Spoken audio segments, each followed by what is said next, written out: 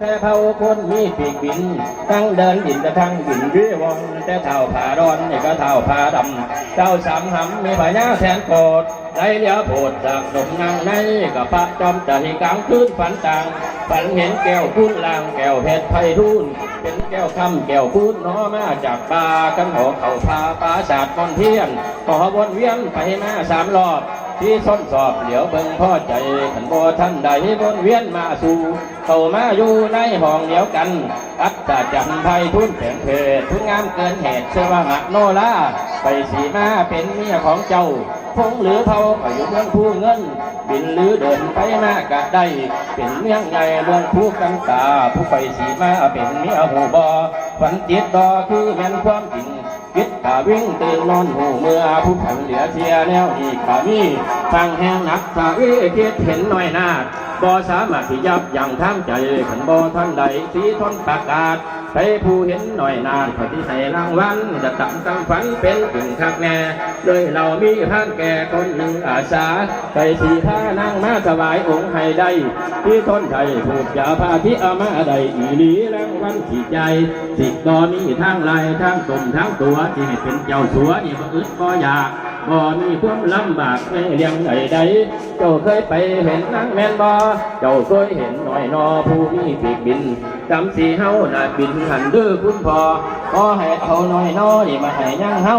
ได้มาแล้วจังเอาอีกยังกะสร้างของต่างๆสิมอบให้พ่อใจขันนายพันไทยอำลาแล้วจากถึงเงินสิลำบากกะสิคอยอดสาเดินทางมาเนี่ยบ่หยุดบ่ย่อนเลยละมาถึงบนสากใหญ่คงค่าบนหมากโนราสิมาสมมาอาบได้พันสาบมืออื่นวันเพ็ญเราต้องเห็นเกียรตินางข้างแง่ได้พันเกียรติแจงสุ่มรับนอนค่อยพังก่อนที่สองหลงตัวจะเคยฟังดาวโบอย่างเคยเป็นมาส่วนมาหมากโนราต้องบานละแม่ใหญ่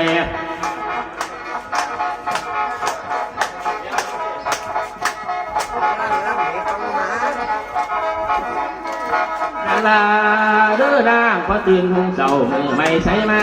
ตื่นหุงเสามือไม่ใส่หน้ากะหมากโนรากับผู้งามน้ำของแก้มอ่องต้องไปส่วนหมูเดียวกันบินผ่าลันจากเมืองเวบอนก็บินจากก่อนคือหมากโนรางามพอปังปักษามีหางมีปีกว่าโยเล็กก่อนใหญ่หลายผลบินมาโดดถึงเขาเก่าลังน้ำมันปลาไหลจากเครื่องพูดยังเลี้ยวไหลลุ่งทางล่างมันก็เลยเป็นอังอัดโนนาที่เป็นอังเห็นแสนดีเสื้ออัดโนดานั่งหน่อยนาถอนโมบินมาขนาดโนราบินลงก่อนโมมายืนอยู่ไก่ฟังวังวนทุกคนถอดหางถอดปีกหลอกเด่นหลีกกันอยู่ไปมาอยู่ในอ่างพาละน้ำใส่ไฟส่องพักกาน้องกำลังเป็นก่อต้นบักย่อกำลังเป็นหากปักหญ้าหน้าพ้นผิดขึ้นมาจังหวะพันอาสาถือเอาบวงบาทถือแล้วฟาดไม่ใช่นางข้านบวงบาทท่านพานั่งถึงฟังพวกมูลังถึงฟังทันที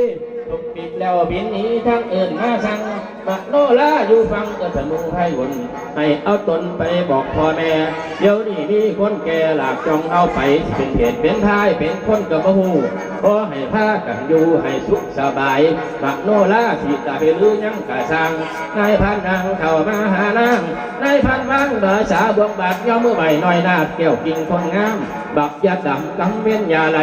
เดี๋ยวนี้ผักหญ้าใหญ่มีสื่อสีทนผู้เป็นคนฝันเห็นเกี่ยวแก่นซื้อกะแม่นเพิ่นให้มาหากะพอสีพาเจ้าไปเมืองใหญ่ไปตุ้มไทยเป็นเมียพญา